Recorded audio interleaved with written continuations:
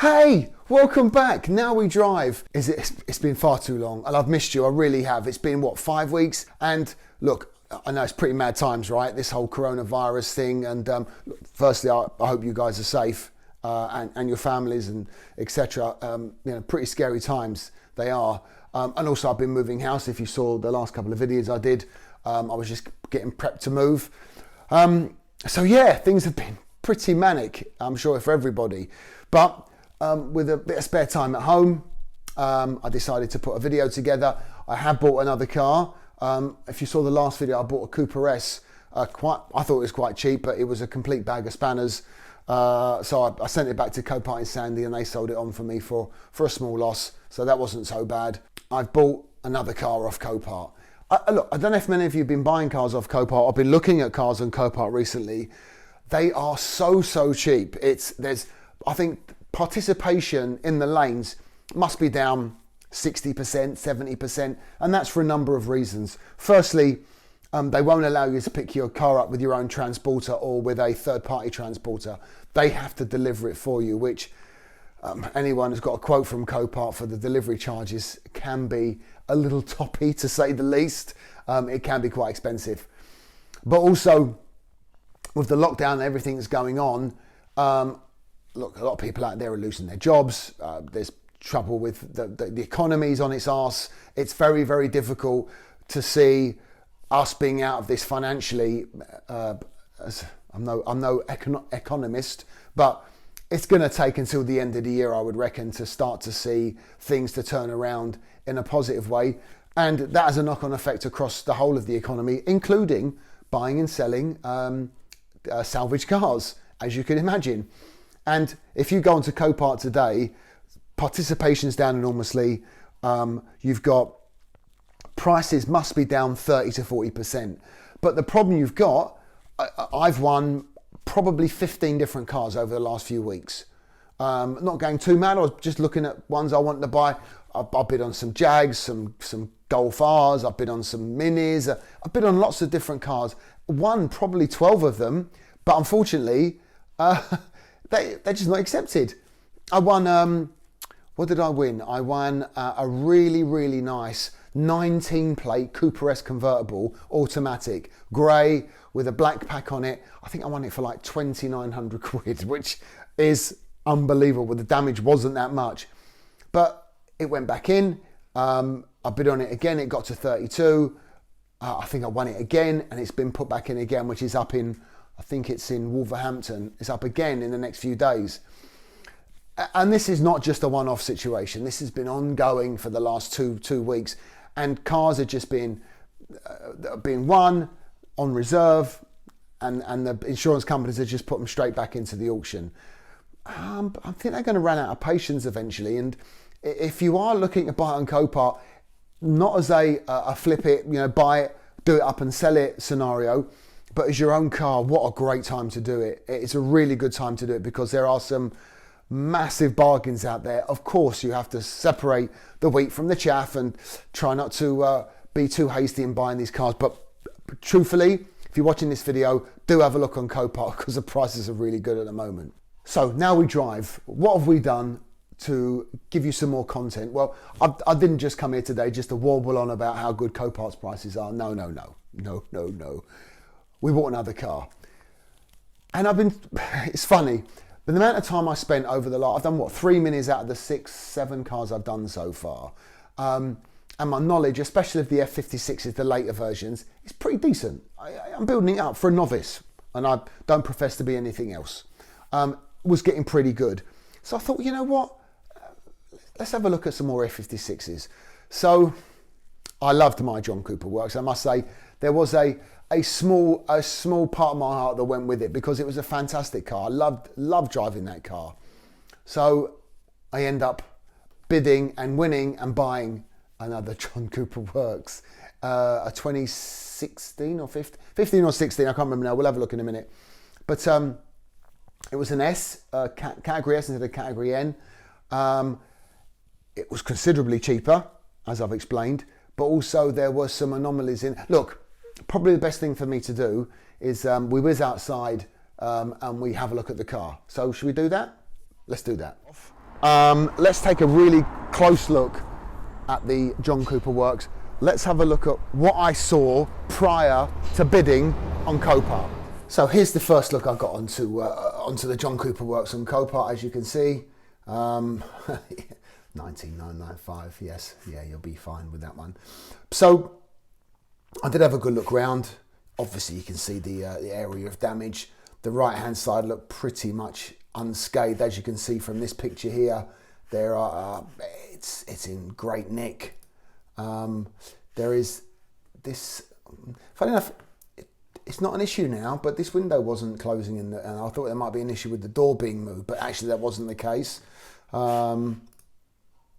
Yeah, so this is what I saw when I was looking on Copart.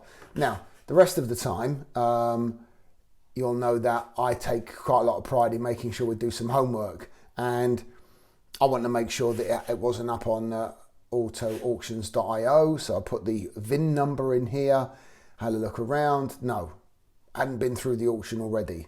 And this also gives me an idea about what the John Cooper Works, the 15s and 16s were getting at auction. As you can see, there's the one I bought, did up and sold. I paid $6,000 for it. So even, I think this was a cat. Where was this cat? There was a B that went for a lot. Like, this is a B, and it still went for 3,250. Madness, really. But anyway, so this gave me a bit of an idea about exactly what was going on with auctions.io. Now, the second steps I do, I go to here and I take down the registration number. Because the car's not started, it doesn't give me a mileage. So I go to gov.uk to have a look at the MOT. A few things I look for when doing this. I want to see when it was last sold. So it was sold, what, 6 months ago? Does that raise any red flags? A little bit. I'd like to see there to be at least a year or so in between buying it and then coming into auction. And the reason that is, say, well, the one that's a real big flag, red flag, is when it's so close to when it comes into an auction. Someone's bought it, put it in their name, got the V5, tried to repair it, didn't work out, and they put it back into auction. They're the ones that really stick out for me. But this wasn't so much of an issue. Got a nice long MOT, and if you remember, we didn't know what the mileage was, so we went also to gov.uk and we got the MOT history. Now, another little thing I like to do, it's a bit naughty, but I like doing it anyway. If you go to, you can only see certain parts of it, but if you go to Auto Trader, oops, no, don't put the VIN in, put the registration number in of the car that you're looking to buy. Where are we? Auto Trader. I think it was about 35,000. See what it does tell you a little bit of basic information about the car. It also tells you it has definitely got a Cat S against its name, and we'll just put any old number in for the time being, because we're not obviously going to sell it. But what it does do, it tells you how many owners it's had, which is quite handy, because obviously they got a deeper reach into the DVLA website than we have. So it tells you what it's got, and it also gives you, I don't know how close it is to being correct, but it does give you a bit of a breakdown of extras it may have. So yeah, there you go. That is the background information I've got on deciding whether to buy the car, which, as you well know, I have. So that's what I saw. I was bidding. Now, you remember what happened with the Cooper S? I got it cheap, didn't work out, I sent it back, I sold it. You know, bit of a loss, but hey ho, sometimes you got to wash your hands. But this one, it said, the only thing it said, it was, even though it said run and drive on the screen, it wasn't a run and drive because the key wasn't recognised. And I'm thinking, that's interesting. Now, this time I did do some auction.io background work, and I did take a good look to see if this had been through before, someone had bought it and it had gone through, but no, it hadn't. So this had come straight directly from the insurance company. But I wanted to figure out why we couldn't get it running. And there are some anomalies, shall we say, in regards to this. But first, let's have a little bit of a look round and give you my thoughts on what I felt was, if we could get it running, the engine was in good shape, what was a really good purchase about this car. So obviously you see the front end and it's a little bit smashed up, but if you get past, I'm behind the camera now as you can see, but if you get past the crumpled area here, now this, I know this well, as you know from my previous one, the deformation bar and the slam panel is obviously completely smashed. Now it's been pushed back a bit, and there's a bit of a, see this bit here, this arm, this is crumpled, so this is going to have to be replaced, but I kind of knew that. Can you see that there? Yeah, just there. This has been crumpled, this thing. So this arm's going to have to be replaced, which you can buy and have it welded on. It's not a biggie, because obviously this section here has taken quite a nasty impact. But besides this area here, obviously, you can see by the damage on the bonnet as well, it's pretty nasty. But besides that, I say besides that, but besides that, there isn't no. I had a little look around inside the engine bay. The engine was in decent shape. Didn't look like there was too much issues with burst pipes or broken hoses on this side. Besides, obviously, this section here, which is going to need some further investigation. But it is a very, should we say, a very focused area of impact over here, because the other side, absolutely fine shape, no problems at all, no issues whatsoever. Yeah. So let's get inside. Now, interesting thing about this car, and I'm not sure why they had done this, but we couldn't get the key to be recognised. Now, whether they gave us the wrong key at Copart or something had happened that they'd lost it, or I don't know. I really don't know. But what we do know is that when we took off this piece here that goes under there, this was actually disconnected. So there was no way it was ever going to pick up the signal from the key. And we just couldn't figure it out. Yes, the airbags have gone, that's no problem. I can replace the dash. Fiddly job, but one very easily, I'm easily capable of doing. Yeah, let's get in the car. And the other thing is this steering rack is in a bit of a bad shape as well. Now, I'm not sure if it's down to the impact. Sorry, I've got a bit of a funny angle, but as you can see, if I put my knee on it, there's a bearing inside here. I was just looking at the manual the other day. That's going to need replacing. So, as you can see, it's a slightly different damage to my silver white version. But in general, aside from, obviously from the windscreen and the airbags and stuff, which we're going to have to obviously get replaced, it's only got what 30,000 miles on it, and it's got heads-up display as well. I don't know if you can see that there. This pops up and gives you a reading, which is nice. So there's plenty of nice extras on the car. But if you look at the car in general,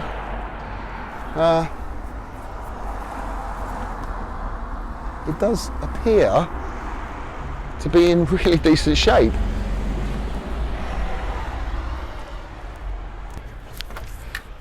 Tyres and rims are all fine on that side, and here as well.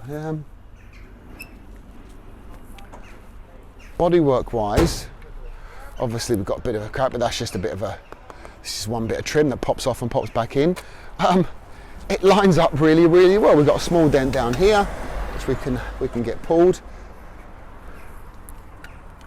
But overall, it's in sparkling shape.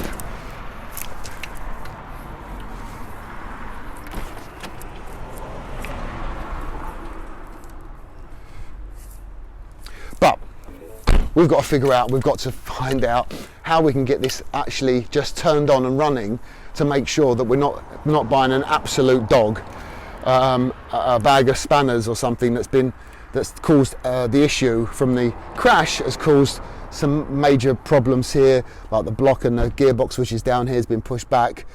So we've got to figure that one out. And obviously with all the restrictions going on currently, it's been quite difficult to get the right people to speak to, or parts to be sent, or stuff like that. But all of this, again, looking at the car in general, it's in really good shape. I'm pretty pleased. So, look, even looking at it again this morning, I haven't looked at the car too much because of lockdown and etc. etc. I've not looked at the car too much, but I still think there's a huge possibility of turning that car around pretty quickly. That front right, obviously it's damaged quite badly and it's going to need a bit of welding, but that's not a problem because I've looked into it. You can buy that support strut that sits on the bottom right there behind the deformation bar. Pretty easy to fix. Now, we should be able to sort that out pretty quickly. As long as we get that engine started and it works okay, and the gearbox and everything, as long as the transmission it runs and drives, we're going to be good. We're going to be really, really good, because there's probably 1,500 to 2 grand's worth of damage there. Everything, paint, body panels, repairing, welding, etc., etc. I think I can get that done pretty quick, knowing what I know from previous F56 John Cooper work. So I should be okay. So I'm really excited about doing this. But again, got to find the key, got to sort that out, and we've got to get it started to figure that one out. So pretty exciting stuff. So while I've got you, I thought, how about we have a quick look at my watch list currently, what I'm looking at the moment. I've cast my net a little wider recently because there are so many good value cars out there that I'm having to bid on so many more to try and win just one or two. There's an auction. Now, the problem we've got at the moment, I'm sure you would understand, is because of lockdown, we can't actually go and view them. And I had lined up a few to go and view at Colchester and at Sandy, and I couldn't. They just wouldn't allow you to go in there, which you can understand. The whole government directive, which is fine. So we're having to do this very, very carefully from afar. And let's have a quick look at my watch list, shall we? So here is my beloved watch list. I spend so much time on here, it's quite funny going over what I'm looking at the next day, because as I said, it's been so frustrating recently. A couple of cars in there of interest, and I think I'll share it with you. Might be giving away a little bit too much, but hey ho, that's the nature of the beast. C43 AMG Mercedes. Nice thing about this car, no category recorded, which means it's HPI clear. Now, if you have a look at non-HPI'd, even a Cat S is a AMG C43, exactly the same car, 4-door, slightly nicer wheels than this one, slightly lower mileage. It's 27,995, unbelievable. Uncats with similar mileage, 30 grand. This is currently 10 grand. Now, even if you can, I'm gonna keep a very close eye on this. If I can nick this for under 15 with the fees on top, maybe 2.5, deliver, which only Sandy, I can go and pick it up and drive it as it's a run and drive. Should be pretty straightforward. And you'd imagine that even if you're putting it up for just a tad around or tad over 20 grand, you're going to get a lot of interest, maybe 23, 24 even. You'd play it by ear, but huge potential on flipping this one with very little work. Nice little Audi TT Black, which I like the look of, currently pretty cheap. My wife's hairdresser, Joe, he's asked me to have a look around for a car, and you can't find a more hairdresser car than an SLK, which is in good shape, just needs a little bit of work there on that driver's side front. Wing bonnet looks fine, the wing and the bumper, so that'd be pretty straightforward for him. What else are we looking at? Another John Cooper Works. Bit of a sucker for minis, I'm afraid, especially John Cooper Works, but it's a run and drive, and it's got very minor damage around, so new bumper. Looks like the bonnet needs to be changed, and this inner wing there just needs a bit of tidying up. It looks like even the water bottle, so a new light as well. Very cheap repair, this one, very cheap repair. So it's not the auto, which is a shame. I love the auto on these ones. Aston Martin DB9, this one's gone through a couple of times, never made any real money. It is, how much was this? 150 grand, 160 grand when it was new. Currently 60 grand as retail, so it's, what's it, probably 50. But this is going to go through so cheap. Just needs a few bits and pieces. Now it's not run and drive, so you are asking for for a huge amount of heartache if it's turns out to be a bit of a pig, but could be massive value. And a few other bits I've been looking at. These ones that lower down have probably gone through 2 or 3 times. This Mini Cooper S, very little damage. I think it's gone through 4 times now. Never made anything more than 3 grand for a 2017 run and drive Cooper S, and it's in really good shape. You can go and look yourself. Yeah, it was this E400 actually I bid on today. Again, run and drive. It's the E-Class convertible. Mileage is a bit high, 58,000, but it is a 14 plate, so it's about right, I suppose. Damage looked pretty manageable. Went through at, I think it went through at 4.5 grand. Refused immediately, and yeah, that's it's gone back in straight away. So there you go. There is my watch list. So there you go. Hopefully the wait was worth it, and coming back to see us here on Now We Drive. As soon as we get that key sorted out, I will come back to you. We'll see if it runs, shall we?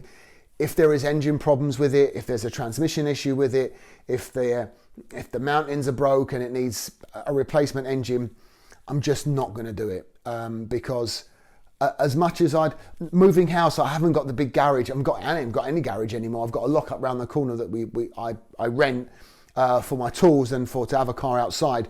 But as far as having the access of a pulley and a hoist and all the bits and pieces I'd like to have, I just haven't got it. So I have to pick my battles very carefully. So if we do have a situation where the engine's not right, I'm afraid I'm going to have to put it straight back into the auction. And given the current state of Copart auctions, I'm sure I'm going to have to take a bit of a loss on that one, which is unfortunate. But you know what? You just have to take it on the chin sometimes. So thank you so much for joining us here again on Now We Drive. Really appreciate your time. Stay safe, and I look forward to seeing you very, very soon.